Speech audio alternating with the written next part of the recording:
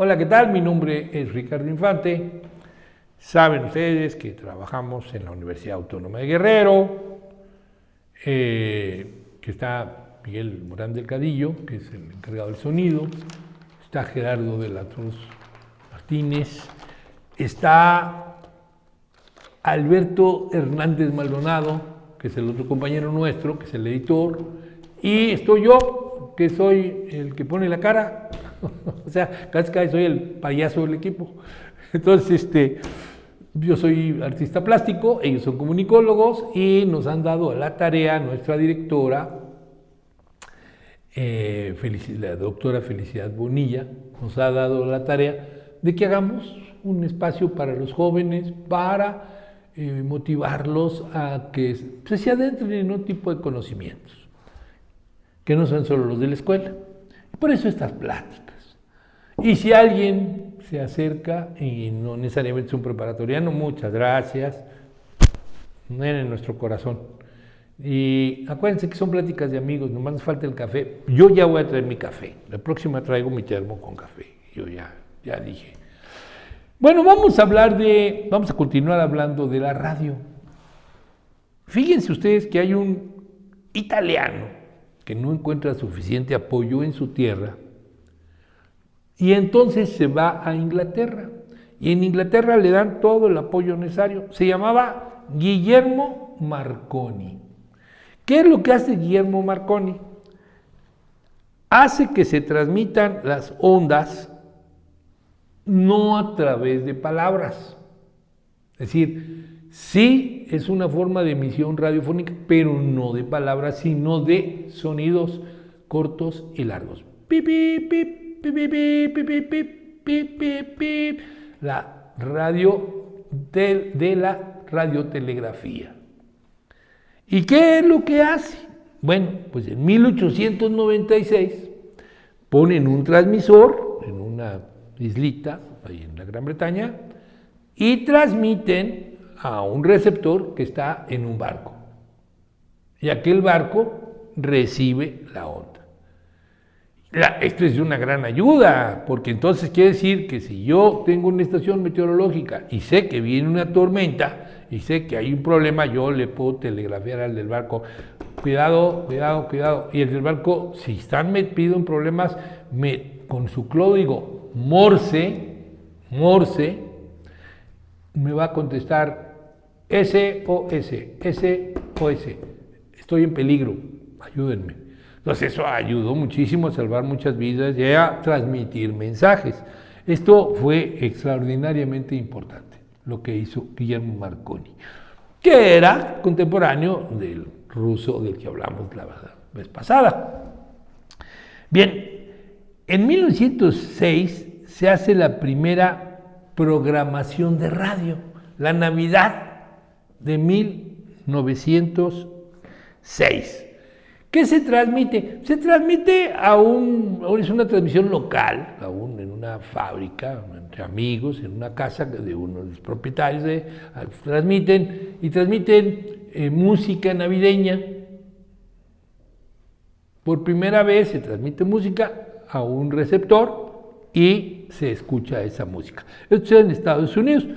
Mientras tanto, hay unos físicos que inventan un radio portátil, el primer radio portátil. Yo hice uno, seguramente muchos de ustedes, no sé si a ustedes en la secundaria les enseñaron a hacer radios de galena.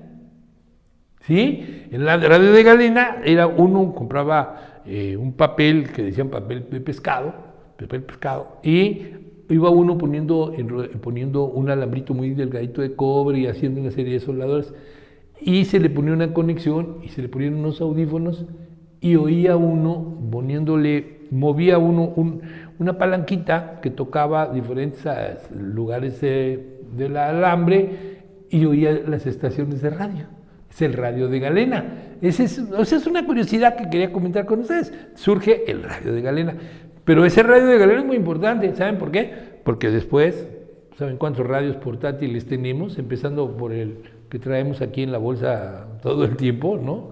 Este también, es un radio portátil y es un receptor de ondas, ¿no?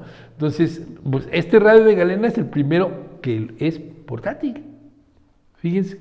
Y entonces, ¿qué vamos a ver otras cosas? Vamos a ver que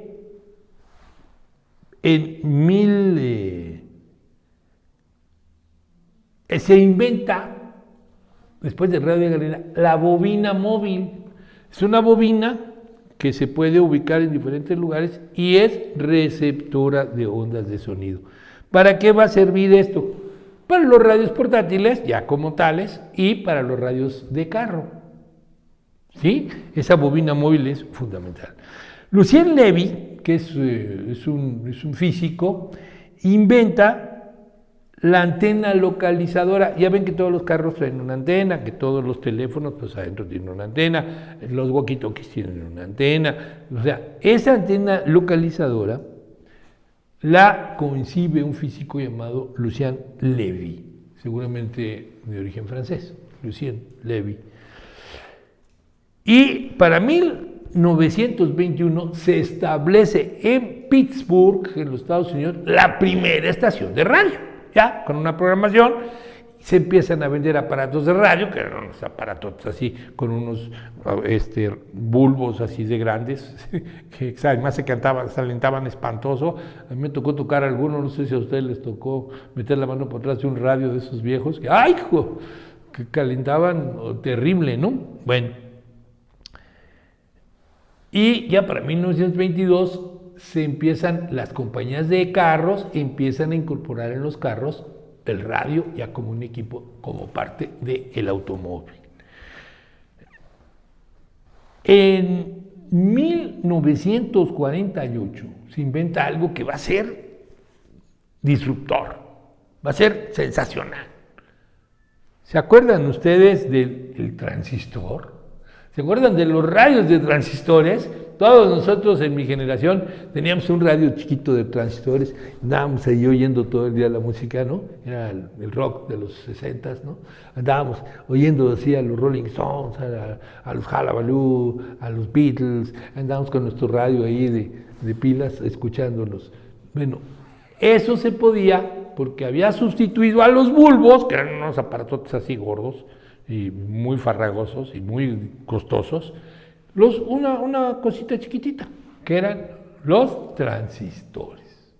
Y la radio,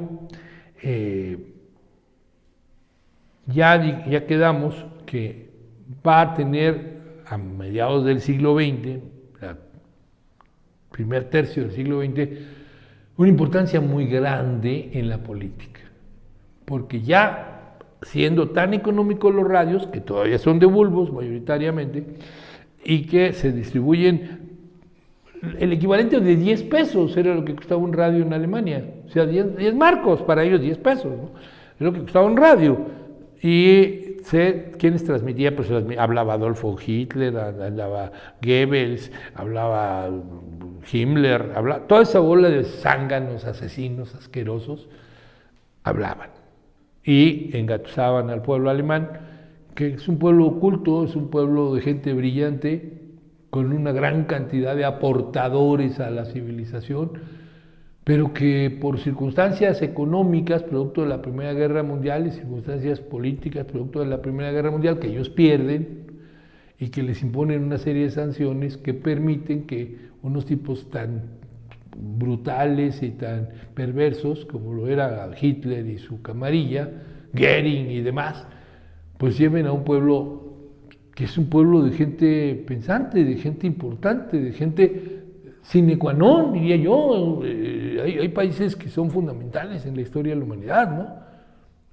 Los griegos, e incluso, a pesar de que a mí no me gusten, los romanos, los ingleses, los alemanes, los franceses, ¿no? Las culturas mesoamericanas. Hay pueblos que son importantísimos. Bueno, pues los alemanes son uno de ellos. Entonces, allí tiene la utilidad política la radio. Agraciadamente, después de la guerra, la radio se vuelve un entorno para las noticias. Ya no hay que saber leer. Ya no necesito saber leer. Puedo estar en un restaurante, ponen las noticias. Yo me acuerdo que yo estoy hablándoles a ustedes de los años 40, principios de los años 50 del siglo pasado. Yo estaba muy chiquitito, pero me sentaba con mi abuelita a la orilla de la cama. Mi abuelita ponía el radio a un señor que se llamaba Guillermo Vela, que tenía un noticiero que se llamaba El Oído del Mundo, y nos sentábamos mi abuelita y yo tenía 4 o 5 años, a escuchar qué pasaba en el mundo, porque Guillermo Vela nos lo contaba. Hoy tenemos miles y miles de noticieros y de información por la radio. En aquel entonces, pues, era ese, ¿no? El que se transmitía por la W, que era la primera estación de radio de la América Latina. Y vamos a tener una cosa muy interesante, las estaciones culturales. Para mí, en mi formación como persona, como ente pensante, la Radio Universidad Nacional Autónoma de México, porque yo estudiaba en México, yo nací en Veracruz, vivo en Guerrero, pero estudié en México. Para mí era sensacional aprender de cosas de historia, aprender de música, aprender de cine, aprender de análisis críticos como los que hacía Carlos Monsiváis en su programa que se llamaba Por mi madre Bohemios, y había muchas cosas que me enriquecían. Entre ellas, a mí me desarrollaron un gusto extraordinario por el jazz, por la música de jazz y por la música culta, la música sinfónica. Y la música, había una fonoteca que pasaba en Radio Universidad que se llamaba Fonoteca Helmer, que era sobre el folclore. Y hasta el día de hoy yo tengo cientos de discos de folclore, de jazz y de música de concierto. Gracias a la Radio Universidad Nacional Autónoma de México. Nosotros aquí en la UAC también tenemos una radiodifusora y espero que funcione, que tenga una función tan importante como la que tuvo para mí la radio universitaria. Grosso modo, es donde le vamos a parar. El siguiente paso, pues ya se lo imaginan, la televisión. ¿Sí? Nos vemos la próxima vez para hablar de la televisión y después viene lo bueno, las comunicaciones por medios electrónicos. Cómo nace la computación, cómo nos llega, cómo nace todos los medios que hoy tenemos, por ejemplo, cómo se empieza o cómo se usaban originalmente cosas tan importantes como los canales de YouTube o todos estos medios, ¿no? Que hoy nos enriquecen tanto, nos dan tanta información, pero tienen un principio y lo vamos a ver después de que veamos la televisión. Que estén muy bien, un abrazo, nuestro cariño de todo el grupo, de todo el equipo. Escríbanos, critíquenos, no nos vamos a molestar. Nos digan lo que nos digan, no nos vamos a molestar, nos vamos a corregir. Les mando un abrazo desde Chilpancingo, Guerrero, México, y que estén ustedes muy bien.